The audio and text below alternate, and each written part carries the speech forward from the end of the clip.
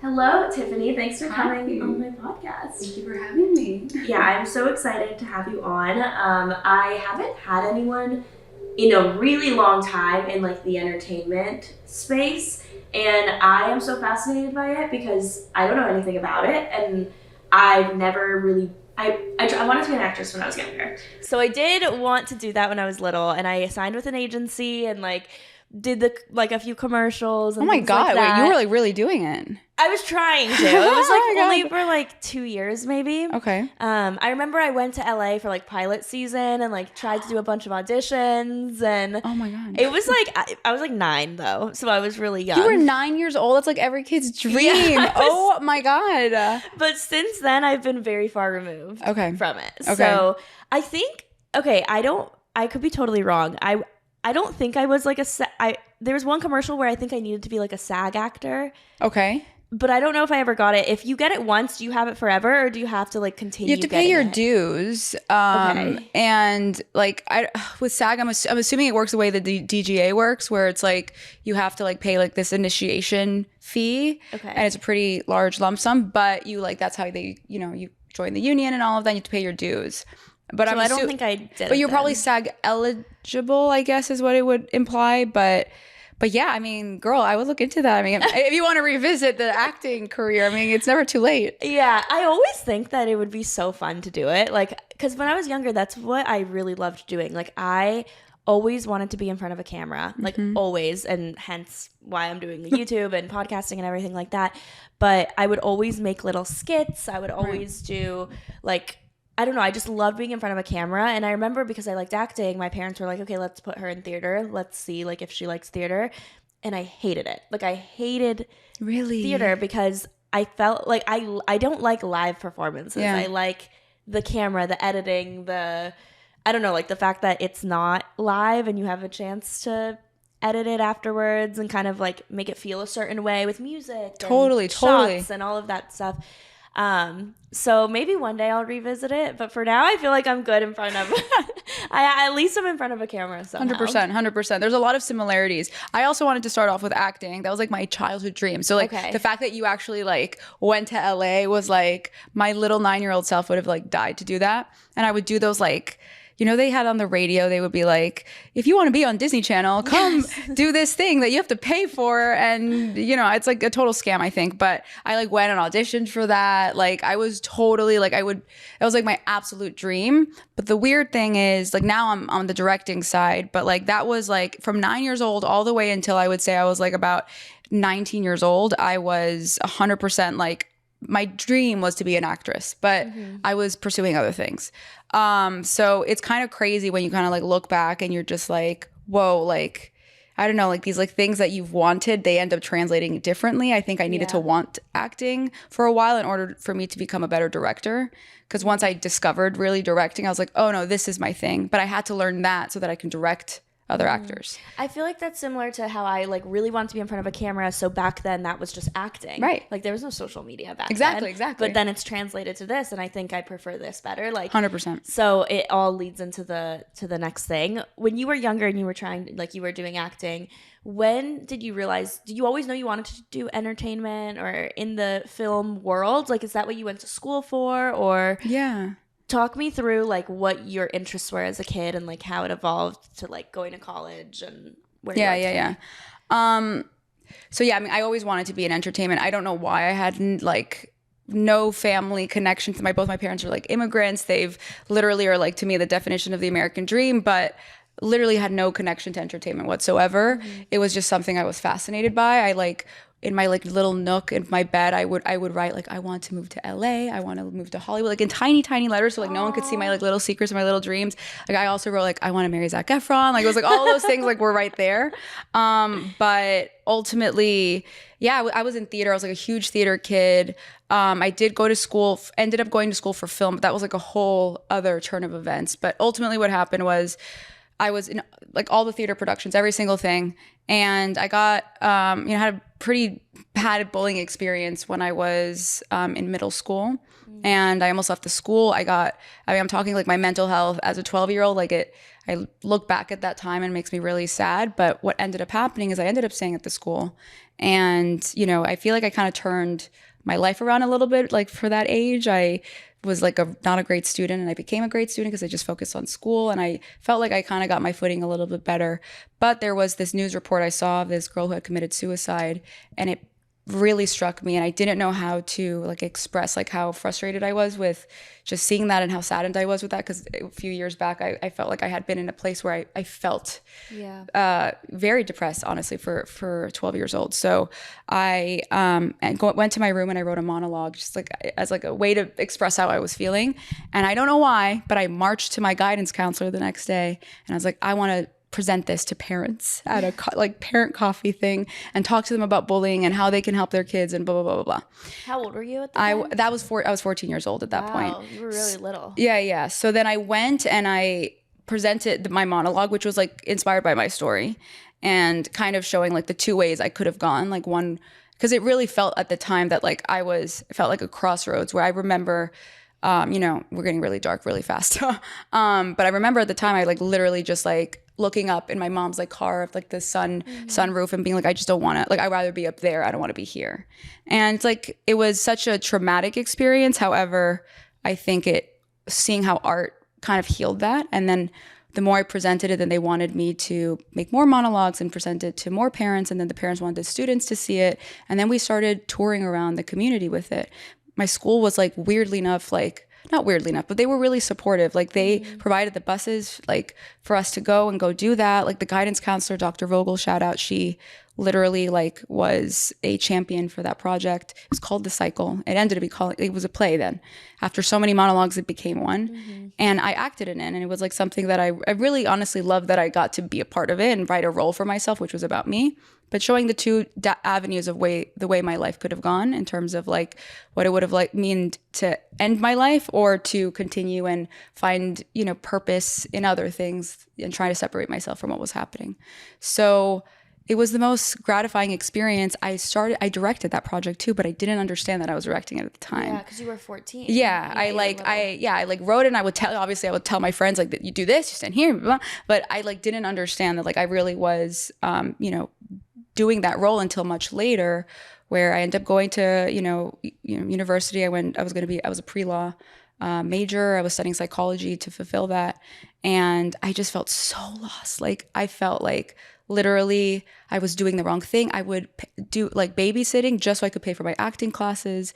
Oh, wow. It was like the dream I wanted, but for some reason it didn't feel right to go pursue that.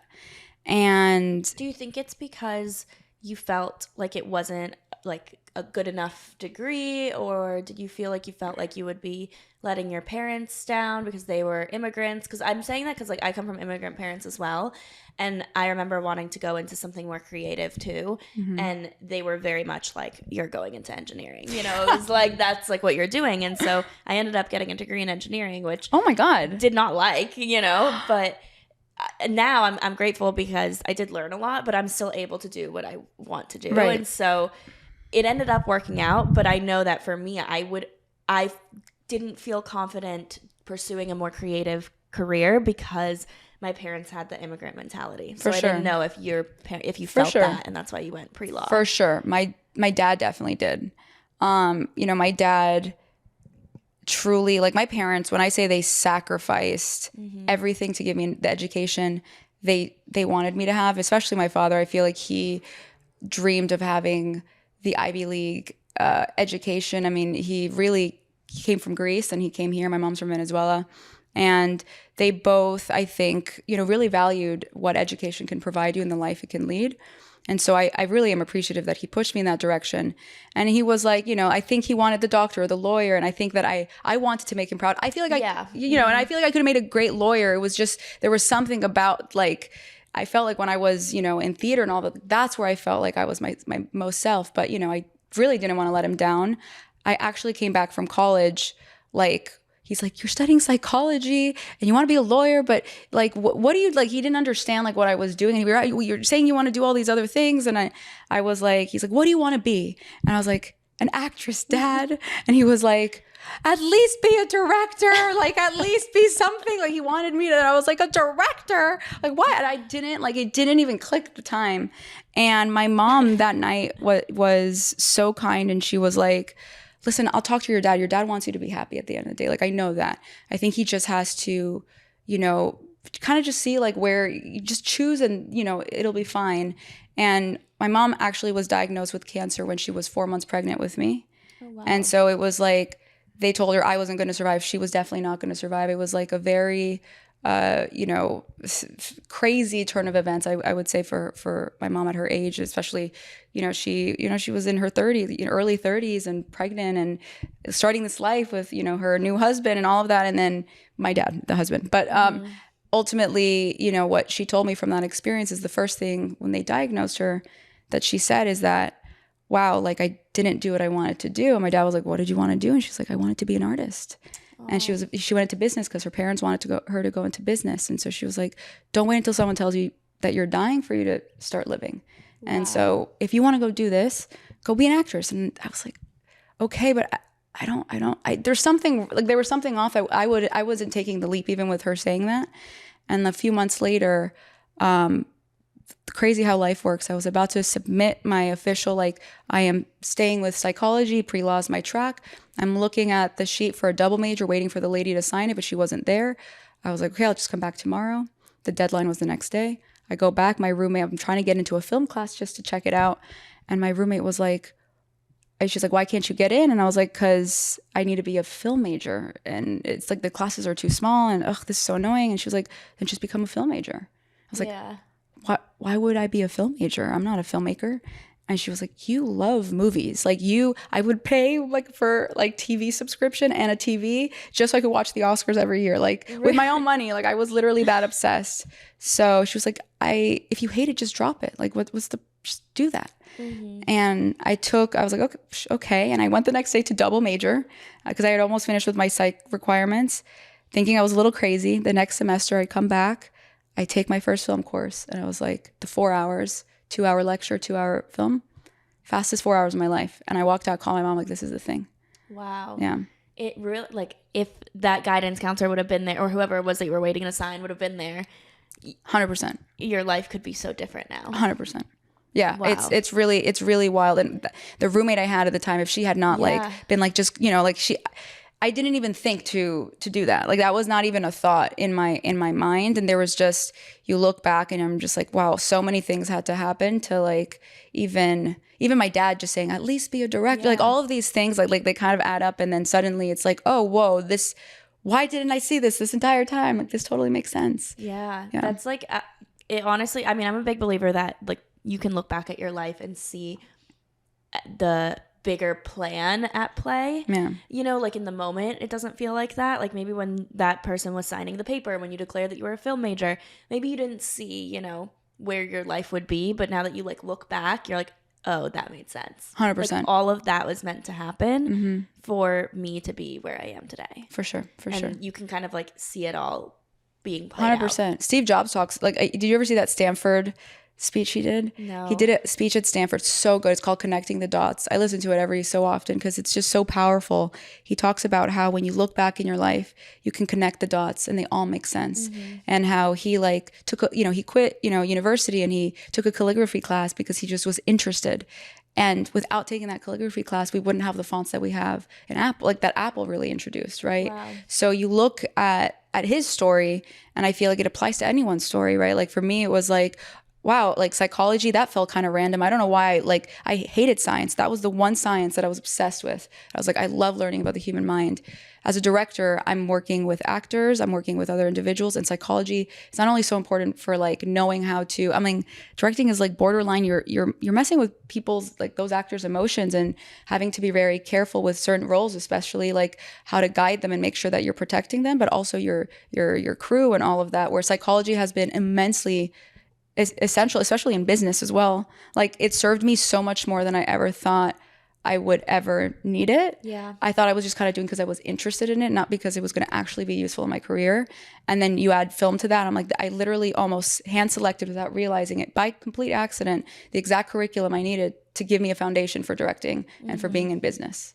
Yeah. It's really crazy. Yeah. I need to listen to that speech. Yeah. Oh my God. Look it up. It's so good. It's so good.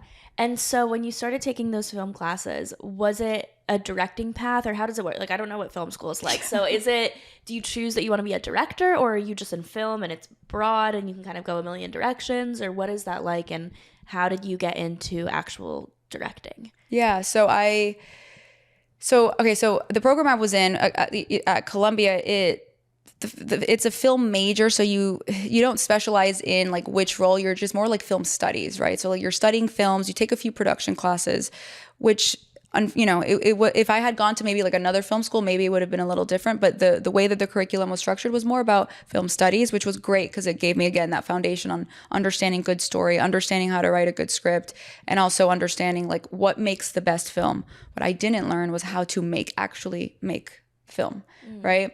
I had like some of my professors were like some of the top film critics. But I was like, I want to learn from filmmakers who've actually made movies, right? Yeah. So I was like, I want to go to LA, like USC. And I literally, I applied to USC Film School. Apparently told us our first day when I got in that it was 1% of people get in. And like for that class. And in general, I knew it was hard to get in. So I went straight after undergrad. I anticipated that getting into that MFA program, I was like, I'm going to have to like knock that door a few times and eventually they'll let me in, but I'm only going to apply to USC until they let me in. And that's what I did. And I literally last minute, a month before the deadline, another like crazy story is I went to go visit to do the other program, which was the producing program for whatever reason. I don't know why. It's a great program, but I want to be a director. I don't know why I thought that was the path. And my mom was like, let's take a tour. And I was like, no, Mom, I'm just here for the interview. Like, we don't need to do a tour. I've already, like, we can just walk. And she goes, no, but I want to see inside the stages. Like, let's go. And so we go and they're giving us like a rundown of every single, different, like specialty that you can go into. Right. And I was applying for the Peter Stark producing program. And then there's the film and television, production program, which is eventually the one I did. And they were talking about it. And as they were talking about film and television production, the one I wasn't applying to, my mom was like, that sounds way more like you. Why aren't you applying to that one? I was like, oh my God. Like, I could feel like a pit in my stomach. And the main reason now I'm remembering is because I didn't have a film. Like, you need a film to get in. I didn't have one. And I was like, the other one, you just needed like to write about whatever. And I was like, great, I can write.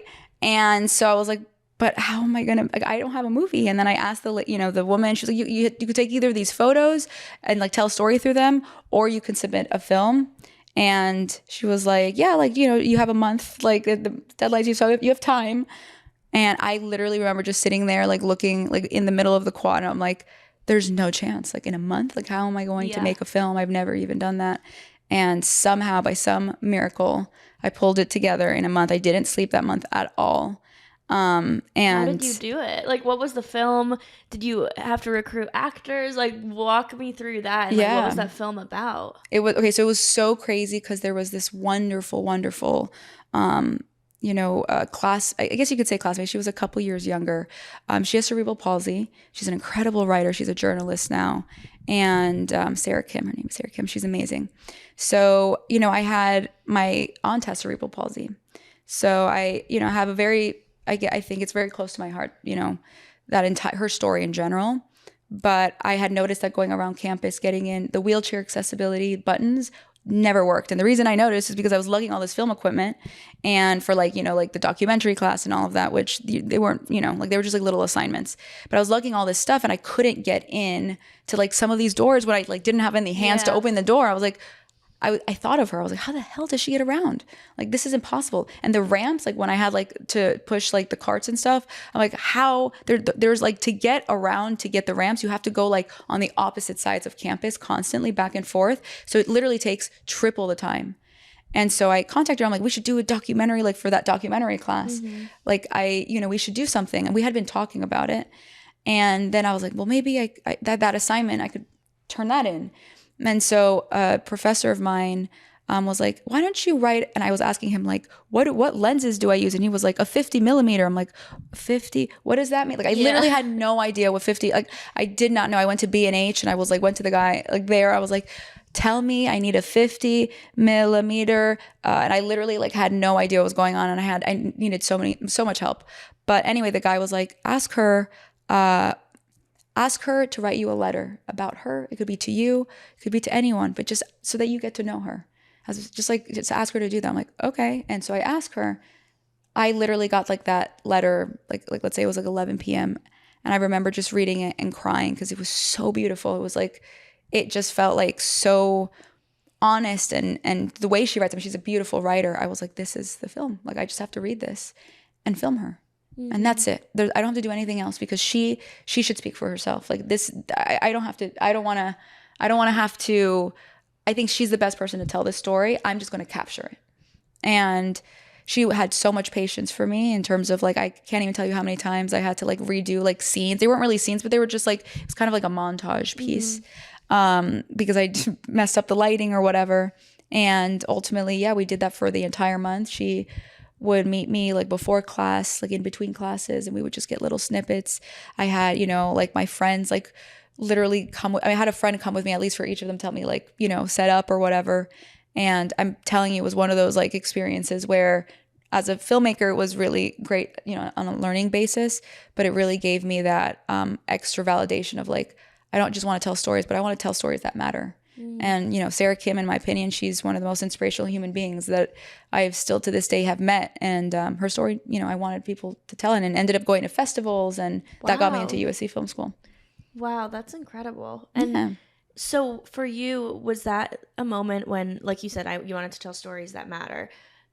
From then on, were you only like focused on telling like documentary style or very like meaningful, passionate subjects to you, or like what other types of films did you want to create, or were you against filming, like a rom-com, or I don't know, like something maybe a bit more shallow? Like, what was your mindset going into it? I feel like documentary, I was like very much into it, but I was like, I want to do narrative.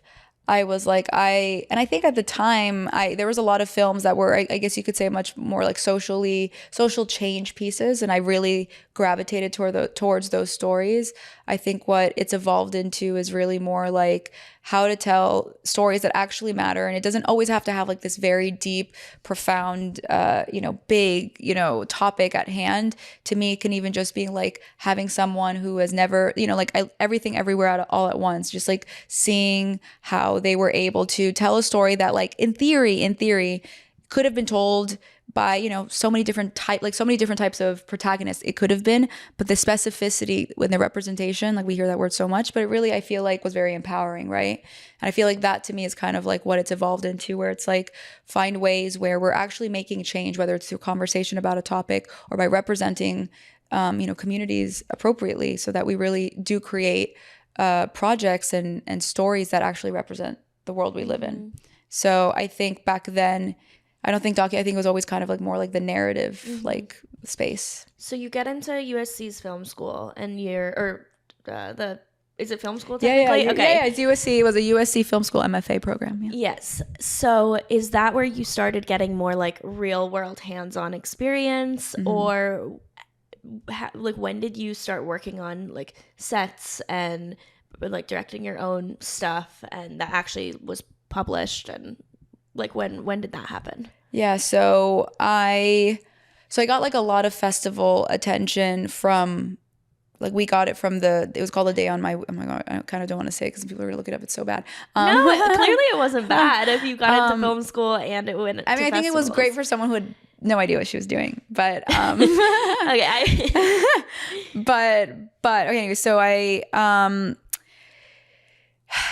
feel like the getting on set was almost immediate, because they immediately throw you into like you do this thing called 507, and essentially you do like a bunch of like these films. One of them is like a silent film. You get like no budget to make these, and they're really like, when I say like we would make in a weekend like 7 films all together in one location just to like help each other out. Like it was some of my favorite memories are from film. We would just like sleep for 20 minutes and then wake up and help each other.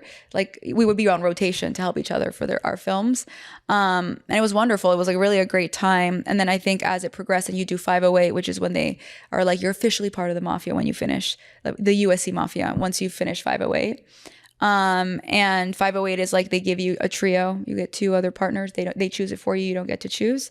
And you have to make 3 films together.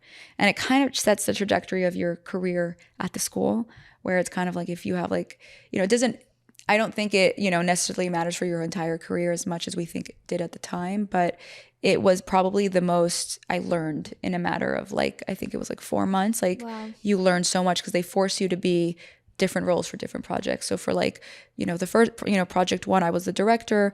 I had like one of my trio mates was a producer and the other one was like the editor, but the producer is also the camera, the sound operator, the cam, I keep saying cam op, the boom operator. Like they're the ones holding the boom pole. They're the ones recording sound, but they're also the producer, which is wild. Like that, those two don't go together. And the DP is the editor. So they, really put you in a position where like you're really pushing yourself to learn these different things, because I had no intention of becoming a DP or cinematographer. I had every intention though of being a director, which at the end of the day, I need to know about cinematography, right? And I should know it a little bit more firsthand than just from, just like working with other DPs. Yeah. And do you think that with directing and with, how you were like, oh, that first one was so bad, like no one look at it. Are you just getting better by constantly putting out new films, or is what they're teaching you in these schools and like learning from your classmates, like, is that also helping? Or do you think that nowadays if someone wants to be a director, do they have to go to film school, or can they kind of do it on their own and just try to get experience? Like what would your path be now, or what would you recommend to someone today? That's such a good question. I feel like film school is definitely not a requirement. I think you have to, I tell a lot of filmmakers, I'm like, you have to kind of ask yourself, like, what kind of person are you? I knew a few things about myself. I like to get places faster. I'm always going to like to see if there's a shortcut. And by shortcut, I don't mean cheating the system. I mean, how can I learn faster so that I can get there faster, right? It's all, I'm really into Alex Hormozy, and he talks about ignorance tax and paying off your ignorance tax in order to get to success, right? And everyone has to pay that off at some point, right? When you're starting something, you don't know how to do the thing, right? So the longer you extend that, the longer it's going to take you. So for me, I was like, I want to learn how to be a great filmmaker as fast as possible. And so I was like, well, film school, the top film school will teach me that. And I think I took it on a whole other level where I was just like, this is going to be my business. Like I'm a student, but I'm a professional. Like a professional already. I don't have to wait to be a professional when I graduate. I'm going to take it seriously now. And so my approach, I think, was like, it could have worked maybe out of film school. I could have just gone on a bunch of sets. But I think USC, I knew what I would learn in 10 years by being on sets. I would learn in 3 because I was doing them myself, right? And I was having to learn at a much, it's not, people don't make 3 films in a weekend. People don't do that, right? Like even if you are making your own project, you normally do one at a time. But because film school, the way that they structure is to really push you to make those mistakes, right? I knew I would learn a lot faster. And that's what happened for me, at least. Yeah. And on top of that, the biggest thing I tell people, go to film school if you really need a network. Like I didn't know anyone in the business, right? Like I had worked at UTA talent agency as like an intern floater for a year, and I worked at Viacom as an intern while I was a student. So I definitely was like doing these things, but I really knew that I like needed to, meet other people to expand my network. And my greatest network has come from I can stem all of my network to USC, all of them. Yeah. So yeah, no, I think I definitely think with anything, it's kind of like that, where like I don't think you need to go to college for much these days, besides obviously like doctor, lawyer, whatever you need the degrees for. But everything else you can learn yourself, and you can build your own network. But like you said, that's a very quick way to do it. Like, and especially I think Hollywood, it's hard to get an in if you like, I think that's like the hardest circle to break into is Hollywood. It is. It really is. It's like it just feels like it's like this gated secret that you're just like, how do I, like, unless you have literal family ties or you've grown up in the business, it's like, it feels impossible to get in. It's like, it felt like it took a really long time. I feel like finally now I feel like I'm like, okay, like I figured it out. By no means is it like, you know, it's just the beginning of it, but it took me a while to get to the position where I feel like I'm like, finally, like I understand and I've gone in, but it took a lot of work. And I feel like, you know, to your point where it's just like, you know, I think that if you have someone who's like, okay, I can't afford going to film school, but they are absolutely committed to paying that ignorance tax off and doing it as concentrated as possible, they can do that on their own. And I think if they do that, they have a much higher chance of, you know, being able to enter the business. Yeah. So what is the day in the life of like a director like? Like, what do you, when you're on set, what does it even mean to be a director? Like, this is how, like, I don't know anything. Oh my God, yes. So okay, great. I always hear like, oh, directed by whatever. And you hear famous directors' names and, oh, I love that director. I love his films, whatever, her films. But I have no idea what, like, you guys actually do in a day and what you do on set. Such a valid question. So what does a day in the life look like when you're directing? I love that question because, you know, even my own parents, I don't think fully understand. I think my mom does more because she's seen me on set. But okay, so essentially a director is, I like to say they're like essentially like the conductor of an orchestra, right? I always say this example, but there's another Steve Jobs thing. It's from the film Jobs. I think there's a moment where like a Steve Wozniak's character is like, well, you don't, you know, play any instruments or what, you know, you don't do any, you know, any of that. What do you even do? And he's like, I play the orchestra. And it was a, you know, conceited line. Who knows if Steve Jobs actually said that? Probably not. But it always kind of stuck with me because I feel like directors, we play the orchestra. I am not the violinist. I am not, you know, I'm not the one who is, I'm not any of the individual artists. Just why I'm not the actor. I'm not the DP. I'm not those individuals. What I do is I bring the best out of those individuals and I put them together and I'm overseeing and supporting them to make sure that the vision has come to life, to make sure that the music is played the way it was meant to be played. And that's my job. And so whether it's, you know, and it depends. It's for film and TV, it's actually a little bit different, right? So in the TV space, you are very much honoring the showrunner's vision. And in film, it's your vision, right? So they say film is a director's medium and TV is a writer's medium. And I do agree with that. And I would say that, so like when I'm on a film and, you know, for Welcome Back, the film I did, you know, it was my thesis project and it got on HBO. That one particularly was, I lost years out of my life on that one because it was so stressful because it was my baby and it was my, you know, it was like, I was really carrying the burden of that.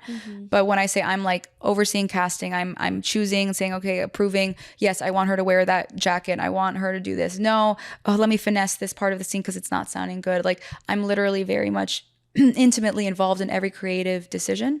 So it's creative vision where you have, you know, a producer is more about actually making that happen and bringing that to life. So they're the ones actually making the baby, which is why they win Best Picture. If you're a producer, you're the one who wins the Best Picture Oscar. And then in TV, it's more along the lines of, you know, the showrunner has created this world. They've written this script. And they've created this world, they've written the script, and you're there to execute your episode, you know, or the episodes that you're in charge of and bringing their vision to life. So you have parameters and you want to make it consistent with the other episodes as well. So I don't know if that, like, so day in the life is like, if I'm on set, it's so different depending on the day, of course, but generally it's like, okay, like these are the scenes we're working on today, going over, I have to, you know, you have to create shot lists for every single scene. You're creating the shot list. Yes. Okay. So, you know, and you work with the DP on that, the cinematographer on that, where you really craft to make sure that you really want to work closely with the DP to make sure that, you know, they're going to have great ideas on how to like combine shots and all of that. But you are really there. You have to get it done on time, right? So you have to really be strategic with how you are. You know, it's not just as simple as like, let's get this and this and this. It's like, okay, like maybe we can move it sort of, you know, maybe we can have some movement in the shot because at the end of the day, in this moment, he's having this catharsis and he's realizing this thing. So we want to have movement so we can see that actual emotion change in his face. You know what I mean? Like you're crafting actual meaning behind the shots, not just getting coverage. Yeah. And I think that's something that is so cool when I see, like, when I'm not the biggest like film critic, like I feel like I look at it and I just like surface level, like I don't really see the deeper meanings that often until I go later and I'm like, the movie Reddit, you know, and then I like see people's opinions on it and I'm like, oh, that was actually like really smart of the director to like film it that way or do that. And it makes you think a lot deeper. And I love when movies do that and when, you know, you can go afterwards and like reflect on on that. I think it's a show that does a good job on that, which I know it's a show, but I think like Black Mirror, like each individual episode is done so well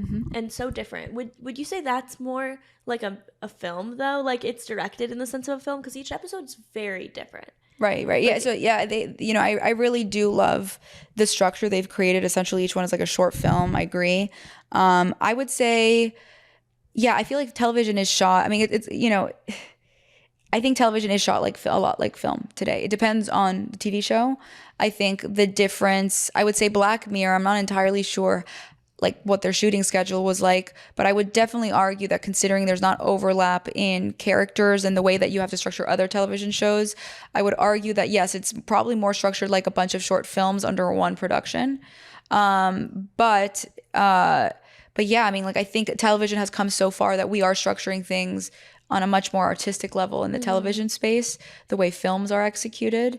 So that's really interesting to watch, to see how far that medium has come as well. Because before it would be kind of be like television, I don't think had the same respect that film did.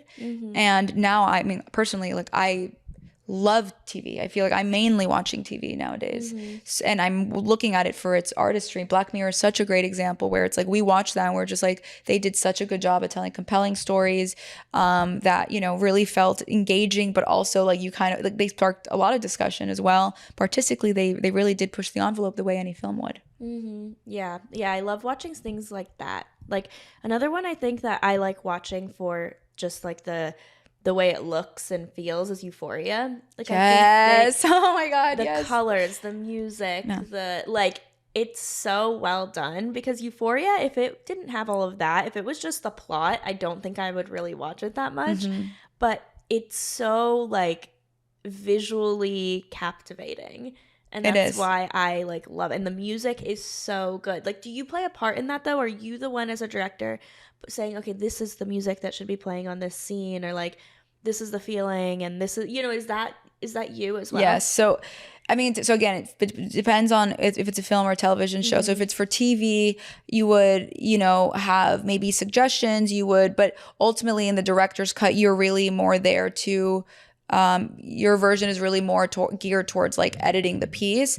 I think in terms of like music rights and all of that and like composition, I think you have a little bit less of a hand in it compared to a film where it's like for my films, like I've literally like I'll sit with the composer and actually like have sessions where I'm like there watching him compose it, right? So like that is a lot more intimate, I think, where I'm like literally I'm telling a story also with music, where I feel like in TV the music is more, I'm not saying it's an afterthought at all, but I think the people who are managing that, again, it's the showrunner's vision, so they get final say on pretty much most things. If not the network, you know, maybe the network has some say too. But and you have your own production company now.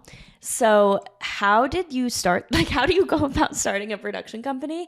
And how has that been working for yourself under like your own production company versus working, you know, under maybe another production company? Like, is there a vast difference? Is that why you wanted to start one, or what's the process like for that?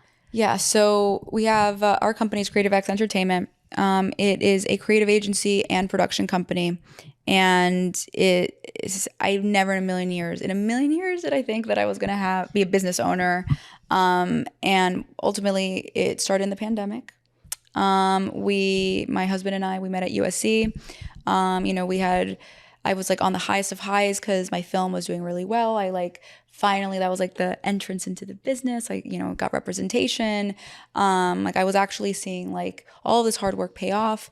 And then the shutdown happens. And it like, literally I was able to go to only one festival. Luckily that was the festival where I met my agents. But I only went to one festival until the shutdown happened. Every other festival that the film won, was over Zoom, essentially. Sucks. Yeah, it kind of sucked, but it's okay. Yeah. But ultimately, like, it was so crazy that I'm like, we had this MFA, I was MFA, and I was working at Viacom at the time as like I was actually doing TikTok videos I was creating, and when it just came out, like writing and directing them. I knew nothing about TikTok. They called me the day before to like being like, have you heard of TikTok? I'm like, no. I'm like, can you come and make 27 videos? I'm like, 27 videos? Like, what? Wait, like short TikToks? Yeah. That you, like scripted TikToks, or yeah, what were they? Like kind of like skits? Yeah, like skits. And they were with like actual like, you know, pretty like for like where the app was at the time, like pretty big influencers. And I literally was like, I have no idea. They were like teaching me. It was like kind of embarrassing, but they were so nice. But like I learned so much. But I was doing that, and then I kind of honestly was like ready to like move on. But then the pandemic happens and I'm unemployed.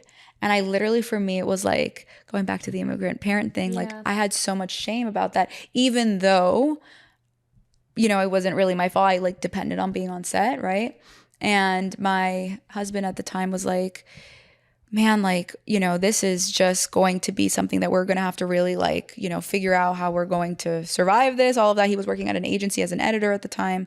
So, you know, his job was really like, you know, we were both living off of that. Mm-hmm. And, you know, cut to, he has the most incredible story in terms of like, he's the most talented individual like I've ever met. And I met him literally working, and I was like, I need to partner up on every project with you because you're really great. But ultimately he got this, like, this whole thing happened with like his boss at the time, and his boss like literally like was just so awful to him and saying like, you have no skills, you have no this, which was not the case. It was literally, I feel like that boss had something else, I think, that he was going through. I have no idea. But after overhearing this conversation that was supposed to salvage like, I think what this guy was like feeling towards my husband, and he was so mean to him. The call ended. I was like, you have to quit. And I was like, quit? Like, are you insane? Like, why would I do that? And I was like, because if you don't, you're going to believe him. Like, you'll believe him that you're the worst. You'll believe that anything he's saying is true. And that's so much worse to me than losing everything. Like, that's so much worse. So, we had watched Tony Robbins like a few weeks before that, weirdly enough, because I was so like, I need something. And I like watched my first Tony Robbins anything. And he talked about burning the boats, like that if you really want to accomplish something, you kind of have to like burn your backup plans, like the things that, you know what I mean? You have to actually take the leap where it forces you to not fail, because you know that without really putting in all of your effort on this, you will sink. And I was like, I'm tired of waiting for people. At the time, I was also pitching ideas and all of that. I'm like, I'm tired of people waiting for other people to greenlight my ideas, especially with where the industry was at the time. I'm just going to make it happen for myself. I want to do what I did with my film, where I made that happen. I found the funding for it. I made it happen. Now it's on HBO. I mean, it was on HBO at the time, but I was seeing like, you know, where it was going. And I was like, I can do this like myself, and then we can create something together. We've always talked about owning a company. Let's start one. And it seemed like the craziest thing. Me and his best friend, who's now our business partner, wrote his resignation letter together. And he resigned and he quit, and we started CXC. And we were like, we had our best friend fly in to help us with our first 2 pitches that we like found. Wow. Roy was like emailing everyone, all these companies, and he came in, helped us create these pitches, and we got both of them. They were first clients. Yeah. And what were who were the clients? One of them was a startup in tech, and another one was a law firm. And what were you doing for them? So like at the time, it was just literally, we were just going to do like videos for them. And also the startup wanted us to do websites, and my husband he's master of so many things, but he like knew how to do that. And we were just like doing anything just to start the company. And our goal was to be able to have our business partner, who was like working in a completely different industry.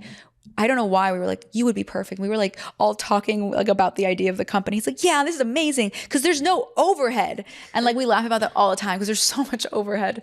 But we were like, we want to get him to quit his job so he can join us.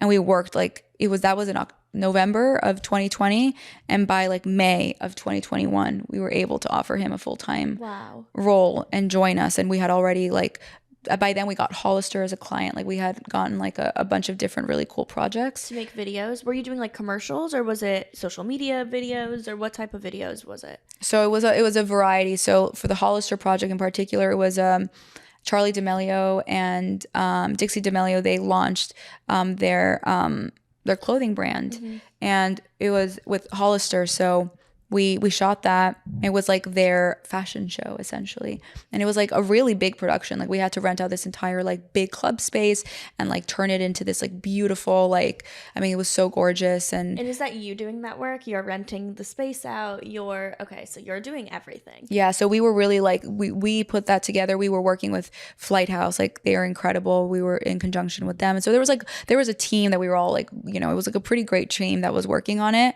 But like, you know, that was one of like, and again, we've been doing this. Like we had been when we were at USC, like me and my husband were working the entire time on like, I was doing a bunch of music videos with a bunch of like these rappers. Like I was like doing like a bunch of like different projects as, you know, as a second AD. I was doing all these like different things just to get exposure.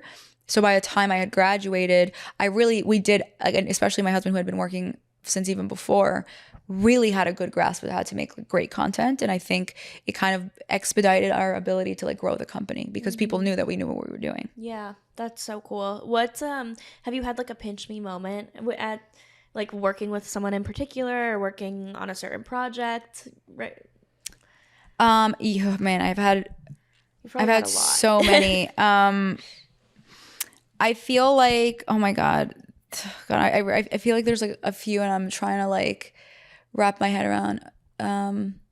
What's been like the most insane person that you never thought you'd get to work with, or like client?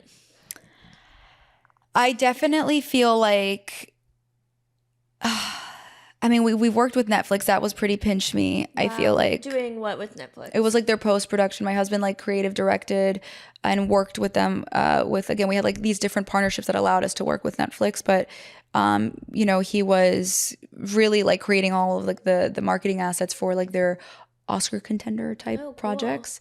So that was really cool. Granted, I wasn't a part of that the way he was, but that was really cool for our company. But for me, myself, I would say that like, I would say that like I did this, I was shadowing for this like Amazon project for Cross. It's for Alex Cross. James Patterson, he has like, you know, he's an author. He has like these incredible books, and like it was kind of crazy because like I would read the Cross novels, and I literally feel like it was kind of like this like full circle moment because Alex Cross has like this like psychology like edge where he really understands how people think. So I again, like going back to that, I love psychology and all of that.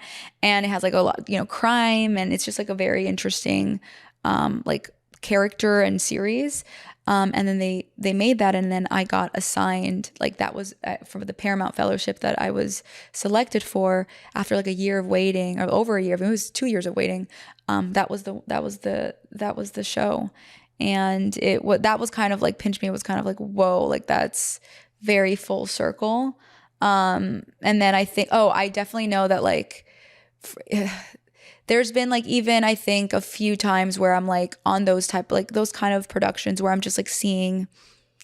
There was a moment where on that particular production, you know, like the watching Aldous, who he is the lead in that. He's just so incredible.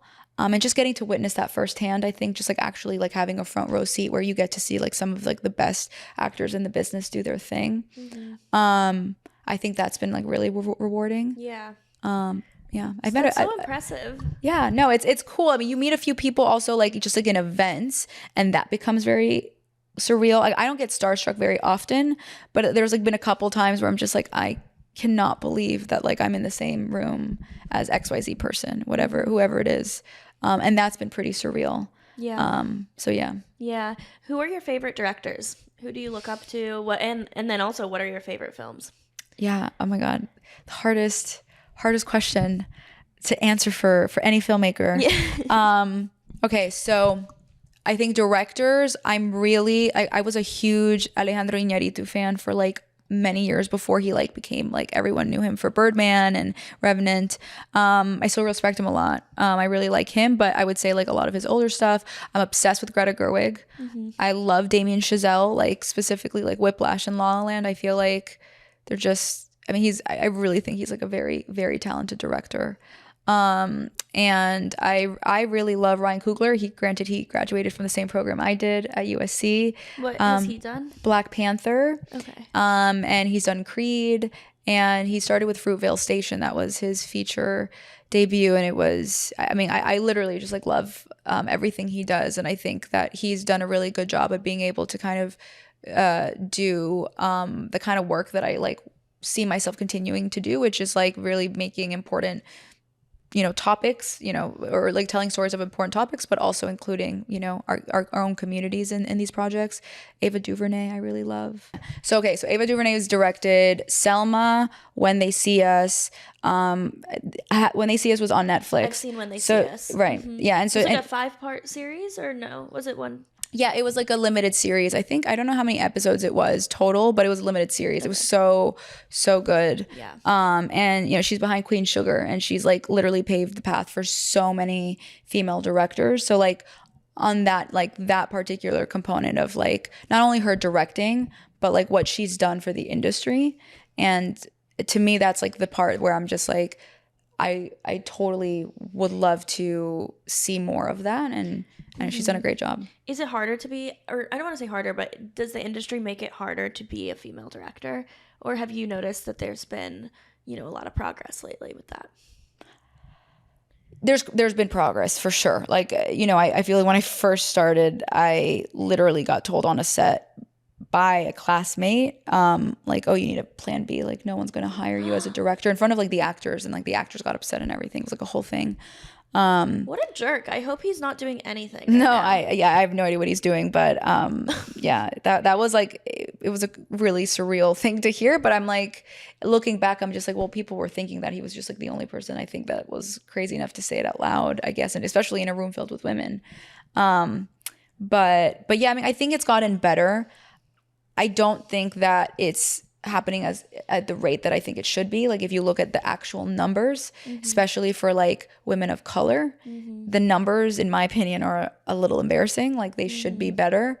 And that's the part, like we're talking about, like I think for like Latina directors, it's like 2%, like something like that. And it's like, that's nothing. And so you see that number, and that's so discouraging, right, for anyone.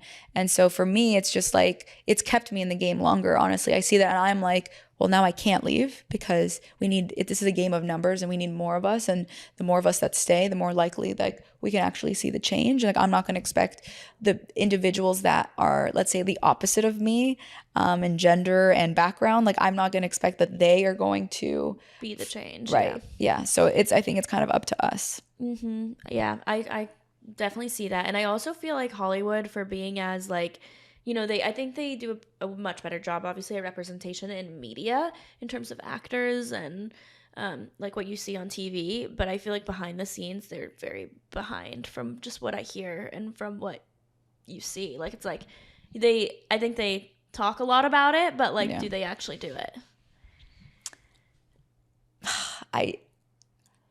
I don't want to, like, I do feel like there's been progress. I just don't think that, I think a lot of times we see intentions where I'm like, I think you just, like, they call it diversity spots, right? Like, I feel like there are individuals who come about it from that, and there are people, you know, like there's this showrunner recently that I've gotten to know, and he cares. Like there are individuals who are really the good guys. Like they really actually care about making real change, and not just plastering your name and saying, look how diverse we are.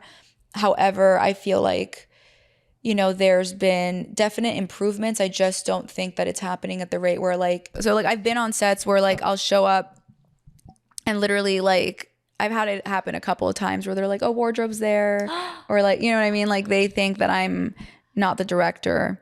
I've had instances where like DPs will literally like dismiss anything that What's a DP? A cinematographer. Oh, okay. And so they'll like dismiss, you know, my notes, or they'll like be like, are you sure you want to do that? Like things like that, where I'm like, why are you questioning me so much? Or they'll like, I've had instances, especially with my husband, they'll go to my husband and ask him the question instead of me.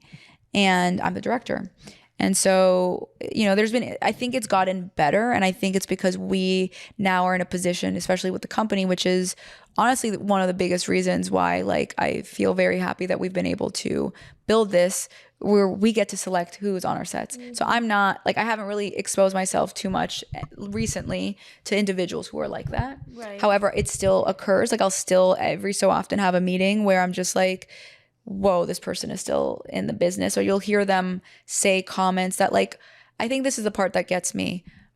I think looks, like, they will bring up looks a lot more. Really? In direct, like, I'm like, why are you, like, like, against you or against, like, the actors on set? Or, like, which looks are they talking about? No, like, I've had, like, execs, like, someone, and it was another woman, who, I think meant the best, but it was kind of like, hey, like, people are not going to take you seriously. Like, I think being very feminine, and I'm definitely a very feminine individual. Like, I like doing my lashes, I like hair, I like all of those things, right? And I think, it was just more like conversation of like, well, then you have to overcompensate by being like this and being like this and being like this. And I think for a while, on set, I would curse more. I would like, I would find myself like, and I do curse quite a bit in general, but like on set, it was like really. And I would notice, I'm like, why, man, like, I feel like I'm trying to be one of the guys, but why am I doing that? That's so weird. And then I think it took me really having that experience where I shadowed this Stacey Mohammed, like, literally, she's amazing. And I saw she had her lashes done, she had her nails, and I was like, why the hell am I even worried about this? Like, she's done incredible things and has been able to, continue to remain herself while not having to alter herself to fit the mold that, like, has been there before. And I think we're all tired of that mold anyway, right? So it's very similar in tech too, where I was, I've never been flat out told not to, like, look a certain way, but I think people are confused when they're like, oh, you're a founder, you work in tech, it's like, if I get into a meeting, I know I'll be in a meeting and it's like 10 men on the Zoom, and I'm like, my makeup done, my hair done, my nails done, I'm young, I'm girly, it's not like the Elizabeth Holmes, like, oh, for sure. I need to be masculine and wear a turtleneck. 100%. Yeah, like, so I feel sometimes self-conscious about that, but I'm like, I don't want to work with anyone that doesn't take me seriously because I look feminine, and I'm like girly and I like makeup and fashion and I like to post about that. Like, especially for me with posting, I don't like for like investors to follow me and stuff because I'm like, how do you deal with that?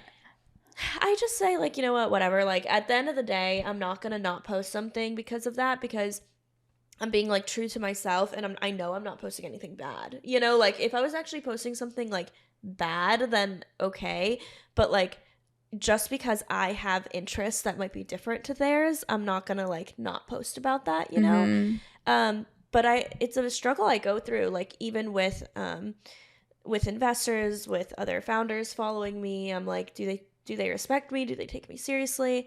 But I found that, like, I would not want to work with anyone that, like, judges me off of that. So this like kind of feels like a sign that, like, I was having this conversation literally last night where I was, and it's an internal struggle where it's like, I think a lot of the times, even with like just what I even post online, I get very insecure about just that, where I'm just like, too. I don't want people, like, almost like I don't want the people that, like, on like the business side of things and my directing, like, I wish there was a way to shield them from seeing this so that I could, like, in theory I could just make the account private, but like I don't, I don't want to either, because I feel like I've been able to, create, a lot of really great connections and friendships just literally through social media, especially in this business.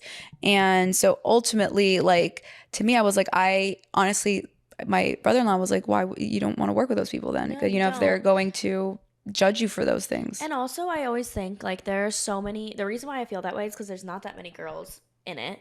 Right. And, like, when I was in engineering, for example, when I was in college and I was an engineering student, I would post videos like day in the life of an engineering student and week in the life of an engineering student.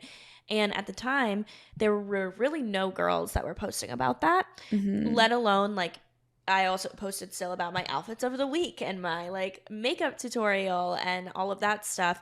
And there were so many girls that messaged me, even to this day, that are like, you're the reason why I went into engineering, or like you inspired me to go into that.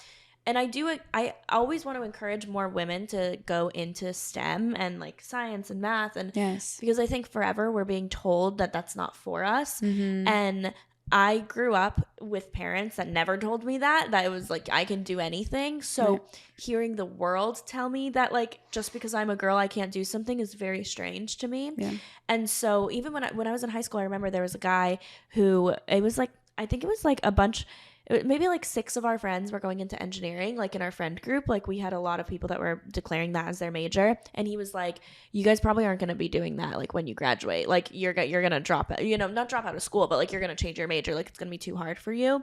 And he assumed that it was going to be all the girls that would like drop it. It was like 3 girls, 3 guys or something like that was doing it. And all the guys ended up dropping it and none of the girls did. And it's like, but just that assumption, and like I remember when I would tell people like, oh yeah, what's your major? And you're like, oh, I'm doing industrial engineering. It's like, what? Like, it's just such a shock. And don't get me wrong, I like when people are like, wow, that's so impressive, that's so good, because it is hard. But when a guy says it, it's not like shocking, or it's not, and it's one of those things where I'm like, I hope to encourage more women to get into it. And so if I can be representation for founders, female founders that can be girly and be feminine, then I'm going to keep posting that, because I shouldn't have to feel like ashamed for liking my interests, when if a man is posting about his fantasy football league, no one's going to not take him seriously 100%, for that. Yes. And that's like the most basic thing you can do as a guy. So like, you just have to think of it like that. No, that's really...